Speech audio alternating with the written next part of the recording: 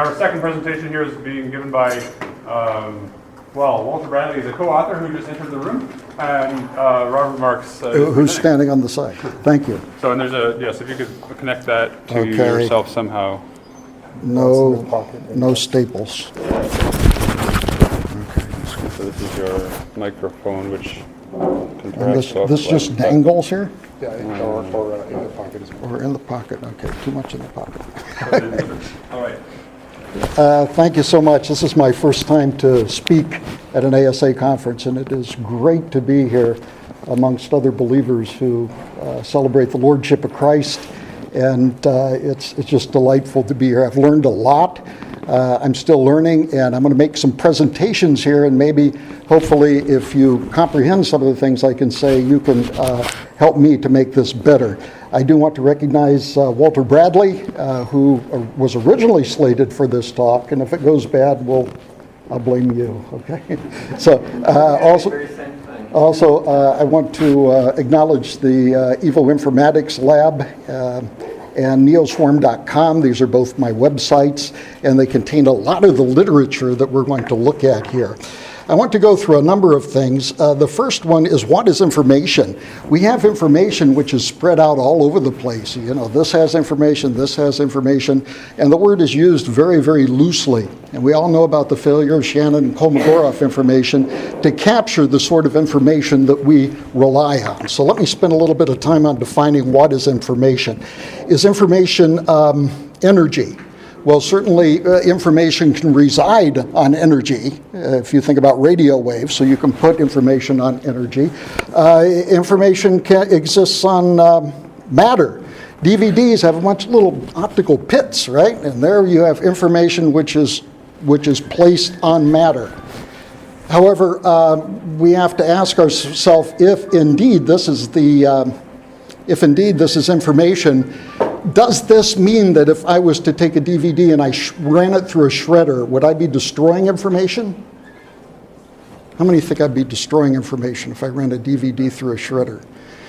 Can you see just by the smattering of hands, there's really there's a disagreement on that fundamental idea of what information is. So if I shred a DVD, am I destroying information? Well, it kind of depends if there's a backup copy, right? In which case, maybe I'm not destroying information. What if I make a digital copy? Do I create information? If I take a DVD and I make a copy, am I creating information? Or even more fundamentally, if somebody in the back takes a picture of me on your 1,000,000 by 1,000,000 pixel camera, are you creating information by doing that? So what is information? I think these questions kind of reveal the idea of information being all over the place. Norbert Wiener, what a name.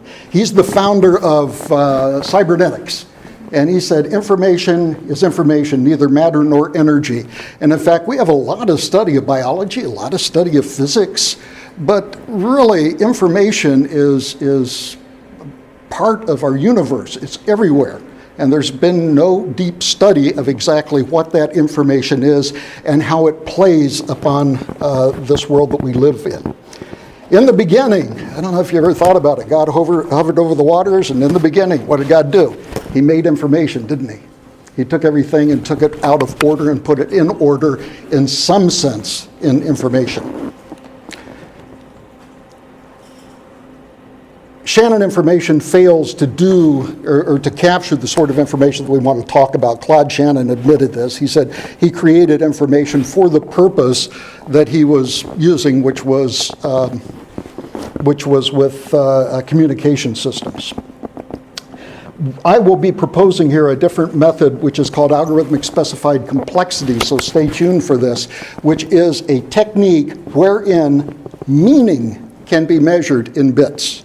Not just the algorithmic, not just the Shannon information, not just the Kolmogorov information, but the actual meaning of an object can be measured in bits. And it's something we observe, we know it when we see it, can we measure it? So the second thing I want to talk about before I get into that model is information in simulated natural selection. My background in electrical engineering and computer engineering includes simulated evolution. There's an entire IEEE is my professional organization, largest professional society in the world, 470,000 members worldwide. That's pretty big. But one of the societies is computational intelligence, and we have a journal called Evolutionary Programming. Comes out quarterly, and it's about engineering applications of evolution in the design of different objects. And so I come from this background, and so let's see what damage I can do here. I will tell you that in computer evolution, that is the evolution that we compute, that we use on the computer, that the mutation and the selection mean nothing. That is, you mutate and you select, that means very, very little. It means something. It allows you to get to the final result. What means everything is the fitness that you assign to the so-called emergence that you're attempting to do. You have to have the right emergence. I used to work with a guy at Boeing named Mike Healy who did optimization. He called himself a penalty function artist, which means that he would sit down and he would craft this fitness, this penalty function that he was looking for. So let me show you some, we were tasked by the Navy of doing a couple of things. Let me show you, the first one is called centering here, and I'm going to show you a video in a minute, but it turns out that swarming is defined as a number of independent agents, and they only know what they are doing, and they're just aware of their immediate environment, so there's no overall supervision. And swarming has a long history in the military. One of the things that swarming does, one of the first ones, was Alexander the Great lost his first battle because of swarming. There were mounted Sith warriors that came and attacked his troop, and it wasn't actually Alexander, it was one of his generals, but it totally decimated him, and it was Alexander's first loss because of so-called swarm intelligence. What we were tasked by the Navy to do was to perform evolution on swarms to see if we could come up with some interesting emergent behaviors, and let me show you one of those at least. By the way, his general came up with an idea that what he wanted to do against the swarm, and this is how they won the battles, is they moved their army against the mounted archers, moved them next to the sea where they were trapped, and they killed them. So it turns out that in swarm environments, it turns out that all of the kills are on the boundaries. So one of the interesting things that happened in this simple evolution, as you can see, the red is the predator, the green is the prey, the mounted archers, if you will, is that the archers learned how to avoid the walls. They basically all reverted to the center. That was the way that they learned to survive. Now, what was the fitness here? The fitness here was how long the archers could survive. Here's another very interesting one. And you wouldn't have expected this, but later on, because putting in some different emergent behaviors, we got actually the agents, the dweebs, the prey, if you will, to actually demonstrate self-sacrifice.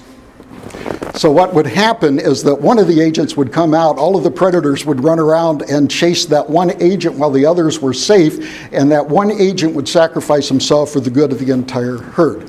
And this was an emergent behavior. And as you can see, this will go on and on. I think this one finally gets eaten. The predator comes back for the prey runs away, but you can see that it gets duped again into running around and for this self-sacrificial result. So these are some results, and we didn't expect these when we ran the evolutionary program, which is very interesting. However, I get back to the PowerPoint slide. Is this it? Yeah, that's it. And I'm going to ask, do these simple evolved swarms display, do they display information? Are they emergent? My answer is no, that they weren't.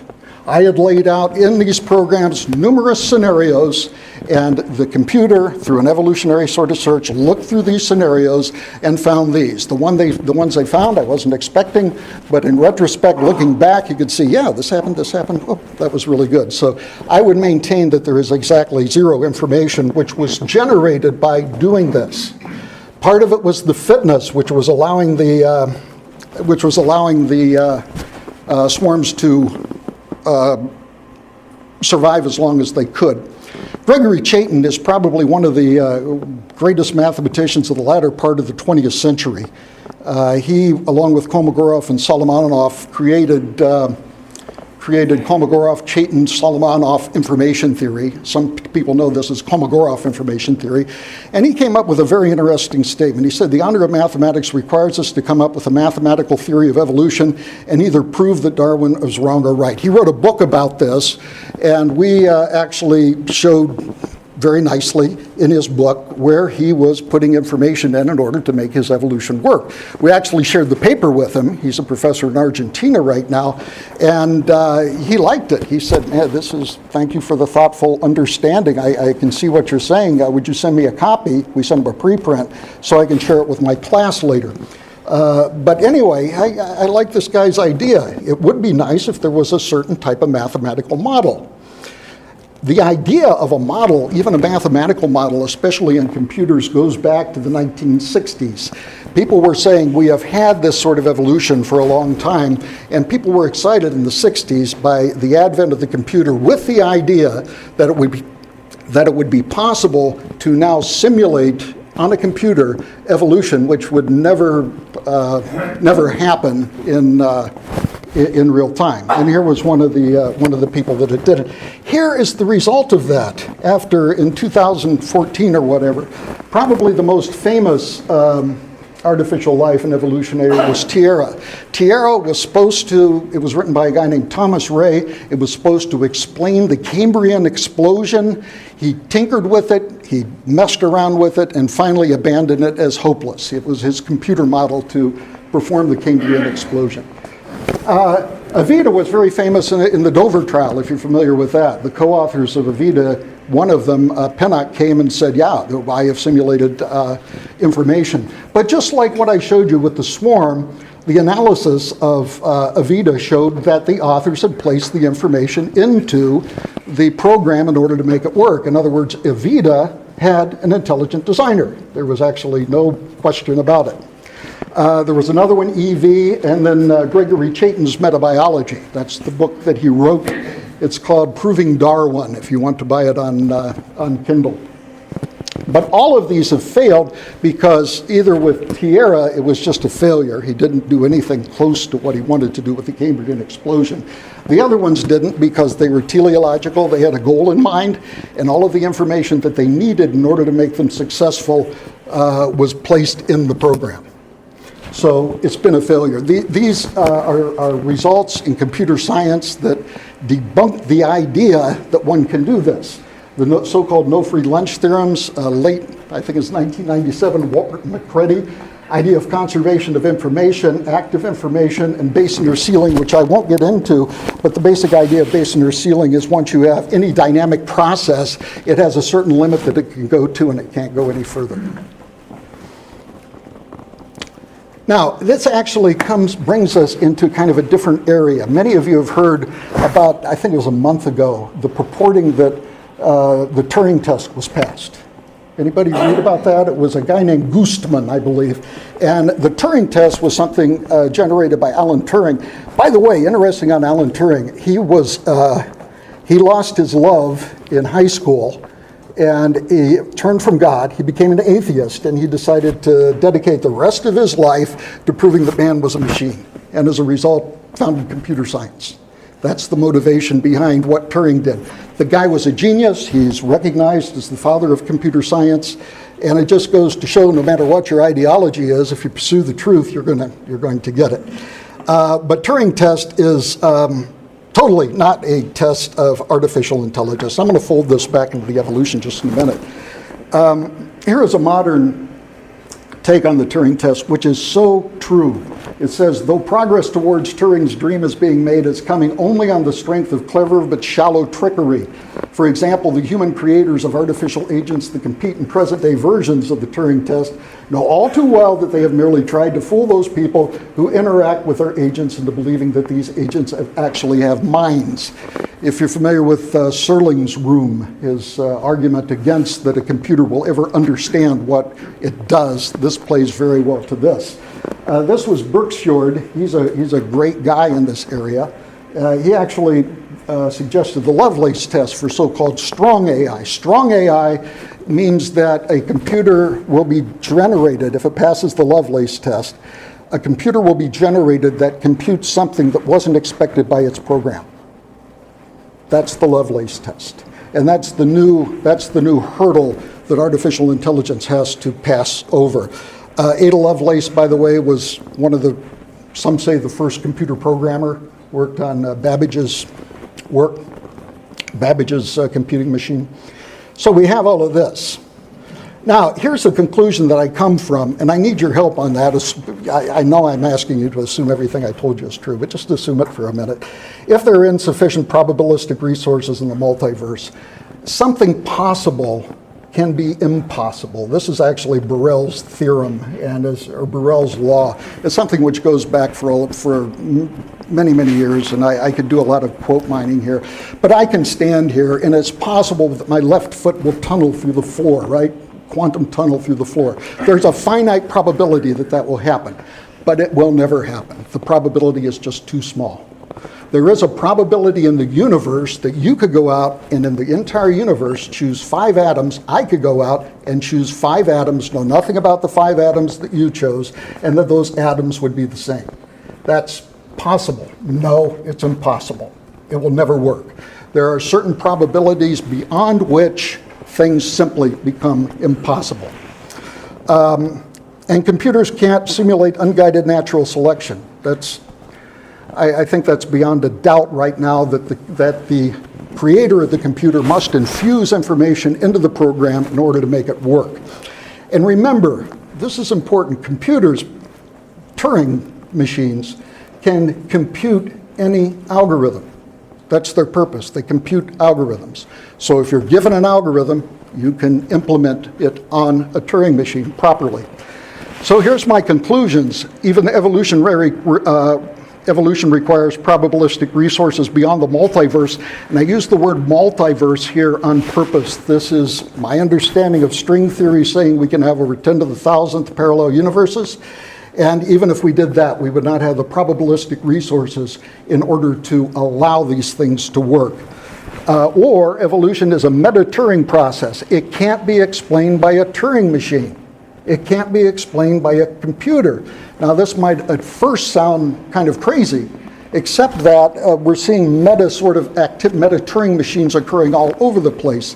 Roger Penrose, who, along with Stephen Hawking, published the first paper describing, I think, the formation of black holes, is in agreement with this, wrote 2 books dedicated to showing that the mind was beyond a computer. And there is recent development in epigenetics, this is less developed, wherein some of the epigenetic activity in the cell is being purported to be non-Turing. So things are happening there which can't be performed by a computer, by a Turing machine. Or there is an intelligent designer guiding all of this, putting the information in the universe, or I'm missing something. So this is where I come from the area of computer science. Now I want to talk about very quickly in my few minutes left about the meaning of meaning.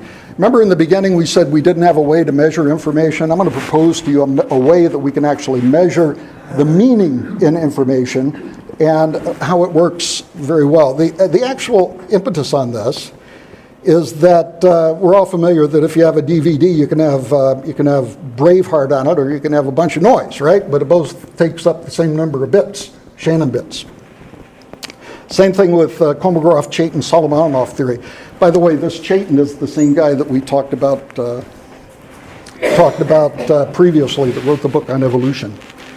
He founded evolutionary information theory when he was a teenager in the Bronx, New York. Just a prodigy. Published his first paper at the age of 17, and did it coincidentally with Kolmogorov and Solomonoff.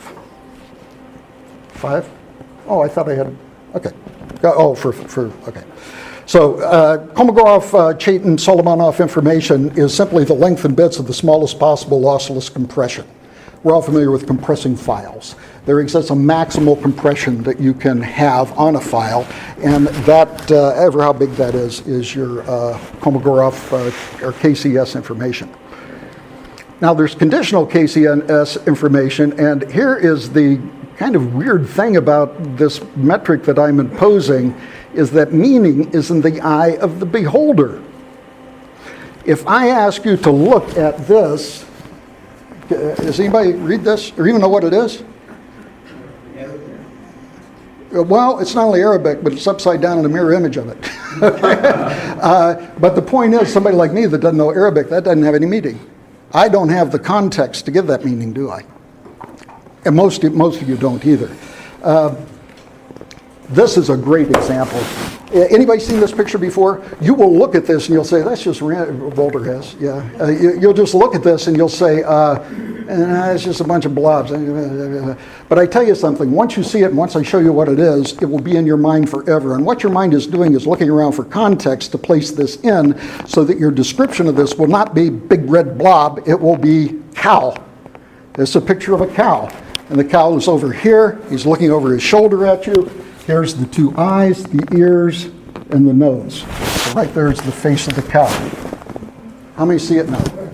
Okay, now the interesting thing, you didn't see that the first time, but you only saw it and identified it because you were able to place that cow in context. And we know that this has more meaning than this. But guess what? This has more meaning for me than it does for you. You know why? Because this is my family. You can probably recognize me here. But this, you will look at and you'll say, oh, those are people. Okay, so you have certain context. I have, yeah, but this is Brother Ray, my wife Monica, my daughter, her husband, etc. So this has more information. It has more information for me than for you.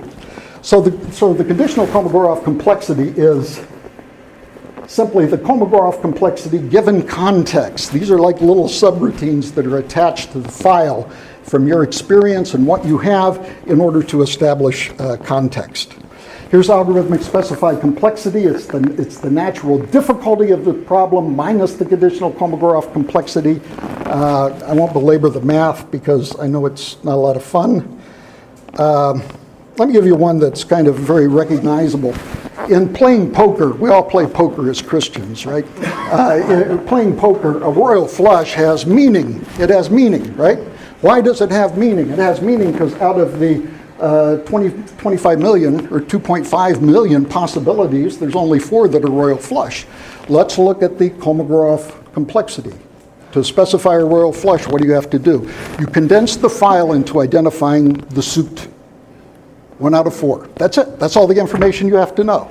So all of a sudden, this big royal flush is condensed down into only 2 bits. And from this, we can actually go forward and calculate the algorithmic specified complexity of the different card hands. The royal flush turns out to be 16. That's about the same amount of information of getting a heads flipping it 16 times. So you see that the concept works. It turns out algorithmic specified complexity is rare. If you have an algorithmic specified complexity of 10, it has to be less than or equal to 2 to the minus 10. So it's a bound which is very, very small. Another thing it does, improbable things happen all the time, right? You get a snowflake, that snowflake is very improbable. But it turns out the algorithmic specified complexity of 2 different snowflakes is 0. Nothing exciting here. But if you have 2 identical snowflakes, all of a sudden the meaning goes up, it shoots up to, in this, under our assumptions, 3322 bits. Now, I was going to show you the game of life, but I don't have time to do that. The game of life is so cool because it's a cellular automaton that is just basically does 4 rules, and hobbyists have designed things such as this. Right down here, obeying 4 rules is actually a Turing machine which is generated, and on the top, these are actually a manufacturer of gliders, and these manufacture these little gliders that are spit out here, and we can actually look at the degree to which these things have meaning. So I'm not going to have time for that, but we just had a paper, we just sent in the galleys for a very nice journal paper. So in finish, here are the takeaways. When we talk about information, we need to agree on its meaning. because I think we get into arguments a lot of time about, oh, let's define our terminology. When we talk about natural selection or evolution, let's define our terminology. Algorithmic specified complexity measures meaning in bits. Information in evolution comes from fitness, and computers' information is supplied by an intelligent designer.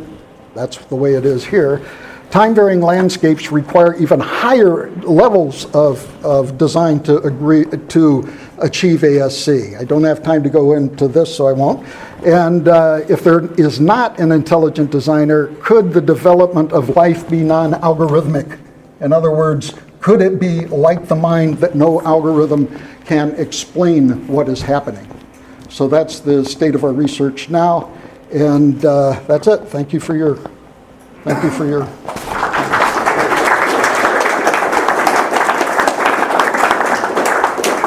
have time for some questions. Can we define information as a difference that makes a difference? For example, you said a radio wave, you were saying a radio wave unmodulated has no information. Yes. The modulation that gives it. Well, I think that philosophically you could. I like the idea of algorithmic specified complexity because, as Chaitin said, in order to get our hands around this, there probably has to be a model. We have models in the soft science of financial engineering, very sophisticated mathematical models that win Nobel Prizes. I think that natural selection warrants that sort of that algorithmic description myself. But it seems to me that a lot of these anecdotal things where things are happening really do not fall into the rubric of a large theory that we would like to be able to do. Now, Thomas Ray through Tierra tried to do it, but it was a failure. And I'm not saying that we can't do it. I'm saying it's a lot bigger task, if it can be done, than we ever thought. So perhaps one last question from Jamin. Great lecture, by the way. And I really appreciate how you define what information is. A few years ago, I published an article called A Christian Theory of Information, and I went through 3 definitions, and one of them was basically that information is synonymous with meaning. That seems to be where you're going. Yes. And that's for obvious reasons, because information existed in DNA before we understood anything about it. But then the question is, is that a fair way to summarize it, do you think? That information really is synonymous with meaning, and then... Well, it is. I think that we had the DNA strand, and again, this isn't a field that I'm an expert in, but we knew that there was information there. But it only had meaning after we began to investigate and find out what each of the little strands corresponded to, that it was incomplete, that it led to epigenetics.